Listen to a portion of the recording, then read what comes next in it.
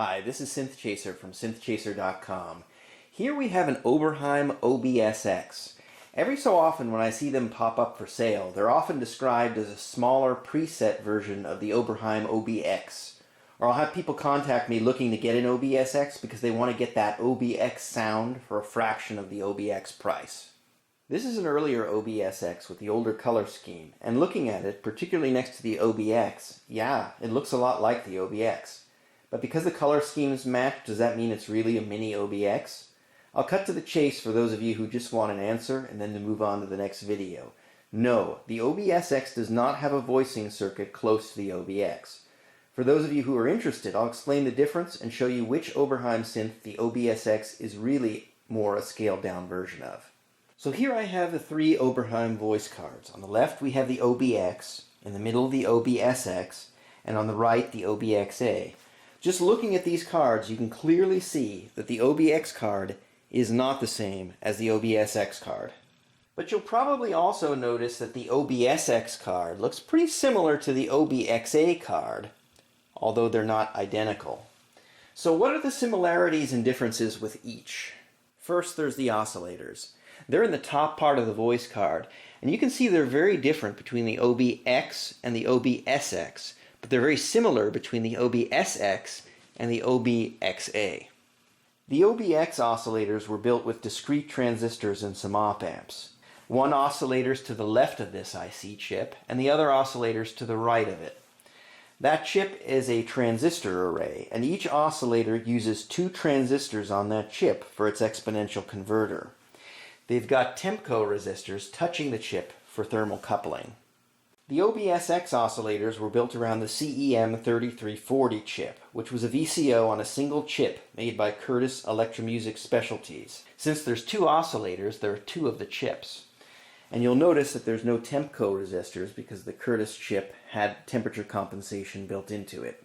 The OB-XA uses these same Curtis chips, and the board looks very similar to the OB-SX in this area. On the OB-X, you've got an X-Mod button for cross-modulation. This allows you to modulate the frequency of oscillator 1 by the sawtooth waveform from oscillator 2.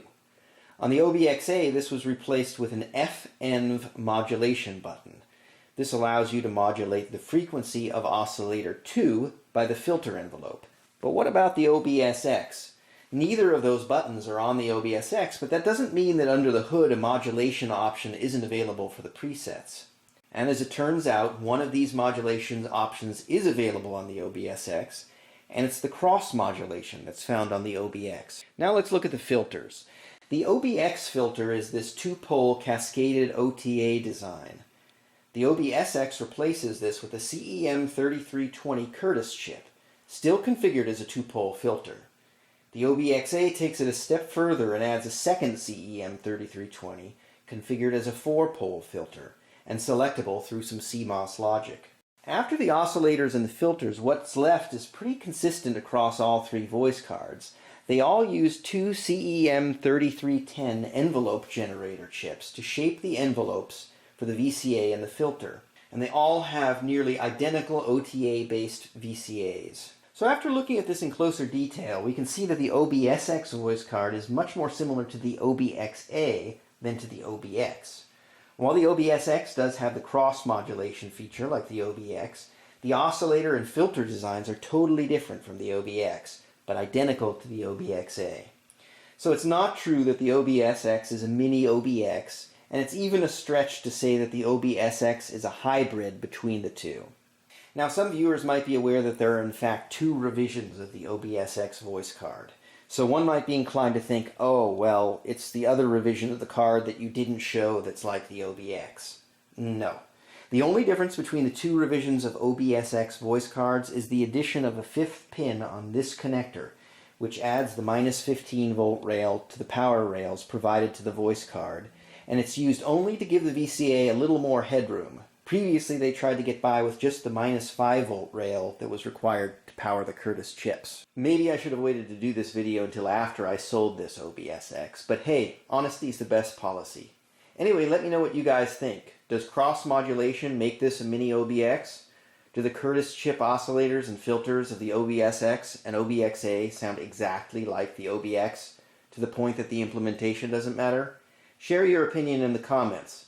This has been Synthchaser from Synthchaser.com. Thanks for watching and have a great day.